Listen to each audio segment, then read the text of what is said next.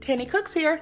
Today I'm going to show you how to cook a variety of seasoning meats the soul food way to make delicious food soul food style. Turkey wing, turkey leg, turkey necks, pork ham hocks, and fatback. Other seasoning meats are pork tails, pigtails, as well as turkey tails.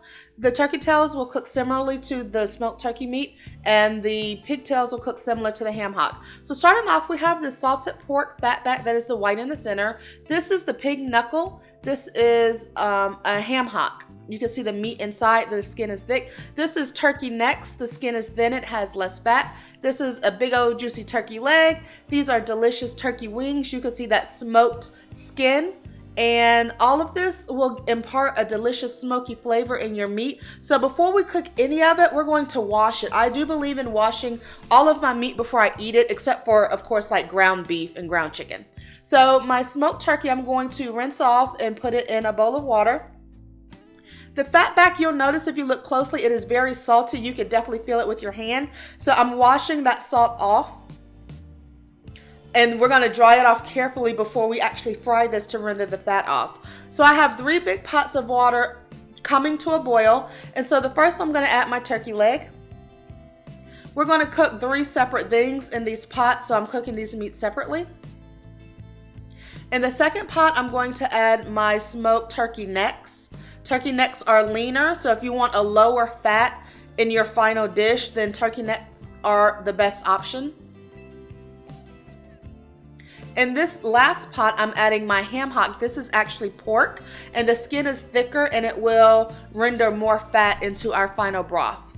So I decided to go ahead and put my smoked turkey wings in the same pot with my smoked turkey leg.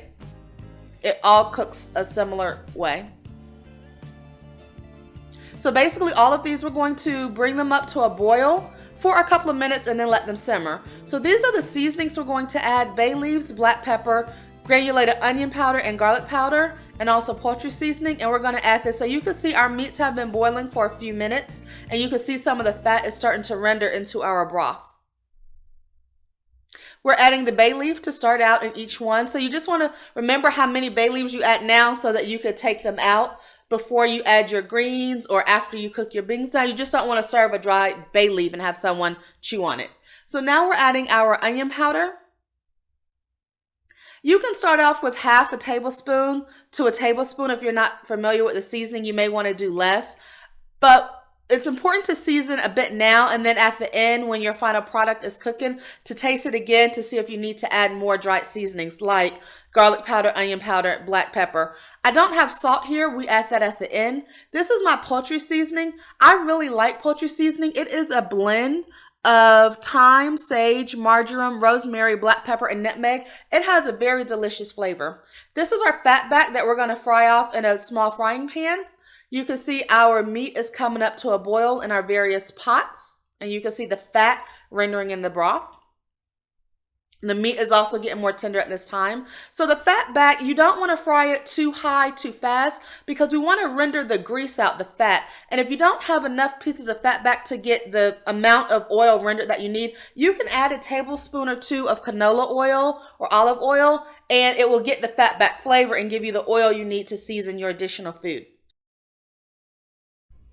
With our ham hock, after it cooked for 45 minutes, you can see the meat is shrinking from the bone that we want to see, but it's not completely fall off the bone tender. So this actually needs to cook for at least another 45 minutes. So you could put your beans or greens in with this whole ham hock and let it continue to cook for almost another hour until it's fall off the bone.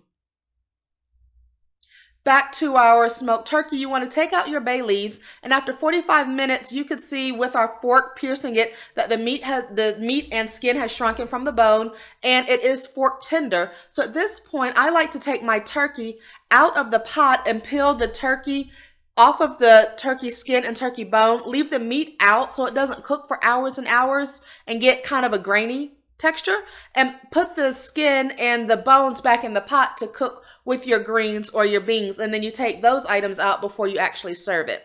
So this is a shot of what I'm cooking with all of the seasoning meats, collard greens, mustard greens, turnip greens, black eyed peas. So I'll have other videos coming up this week showing you how I make the final dish with the smoked turkey meat, and I hope you enjoy this primer on soul food seasoning meats.